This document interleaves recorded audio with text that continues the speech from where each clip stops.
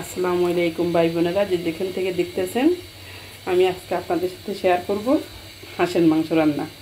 সহজভাবে কীভাবে রান্না করা যায়। এখানে আমি 2 কেজি আলা একটা হাঁস ধুয়ে কুটে রেডি করে রাখছি। এখানে পেঁয়াজ বাটা, এখানে আদা বাটা, রসুন বাটা, জিরা বাটা, ধনিয়া বাটা। আর এখানে আপনার গরম মশলার মধ্যে আছে আপনার দারচিনি, এলাচ, বড় এলাচ, তারপর তেজপাতা, স্টার অ্যানিস, সাদা এলাচ, কালো গোলমরিচ, সাদা গোলমরিচ, আর আছে লবঙ্গ, সাথে আছে কিছু কাবাব চুন্নি। এবার চলে যাই রান্নায়। ভাই বোনেরা, আমি এখানে সামান্য পরিমাণ তেল নিয়েছি, পরিমাণ মতো তেল। আর এখন এক এক করে প্রত্যেকটা মশলা দিয়ে দিব। সঙ্গে থাকুন।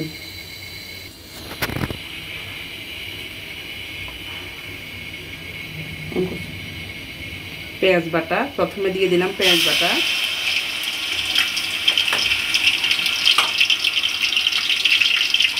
এরপরে দিব আদা বাটা, রসুন বাটা,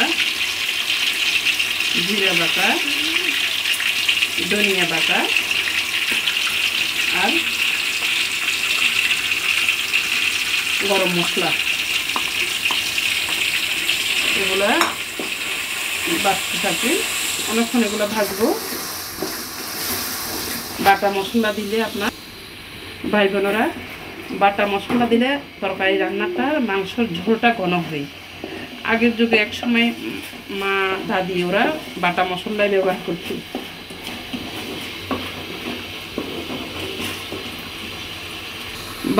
বাটা মশলা রান্নায় টেস্ট আলাদা। আপনার গুঁড়া মশলা দিয়ে বাটা মশলা রান্নাটাই টেস্ট অন্যরকম একটা টেস্ট। হ্যাঁ, এখন দিয়ে দিচ্ছি হলুদের গুঁড়া,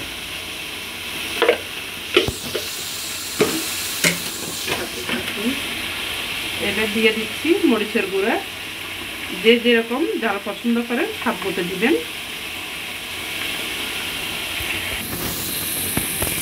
এই যে আমার মাংস মশলাগুলো হয়ে গেছে, তেলগুলো উপরে বেশি উঠছে। এখন আমি মাংসগুলো দিয়ে দিব এক এক করে।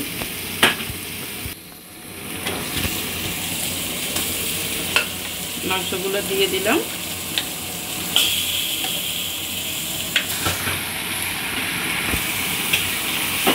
যেহেতু বড় হাঁস, টুকরাগুলো একটু বড় বড় করে করছি হাঁসের মাংস। এই যে আমি 30 মিনিট ধরে এগুলো কষাবো। কষানোর পরে দেখা হচ্ছে আপনাদের সাথে। হ্যাঁ দেখেন ভাই বোনেরা, দেখেন আমার মাংসটা কষে গেছে। আমি 30 মিনিট ধরে কষাইছি। এখন ফুয়ের মতো ঝোল দিয়ে দিব, গরম ঝোল। আপনার সব সময় মাংস রান্নাতে গরম ঝোল দিতে হয়, নাহলে মাংস টড়া ধরে যায়। আর দেখছেন ঝোলটা দেওয়ার কারণে দেখছেন কি সুন্দর কালার আসছে। দেখেন এখন আমি একটু মেথি গুঁড়া, অনেকে পছন্দ করে অনেকে করে না, কিন্তু আমার কাছে খুব ভালো লাগে মাংসে মেথি গুঁড়া দিতে, গ্রামটা সেরকম আসে।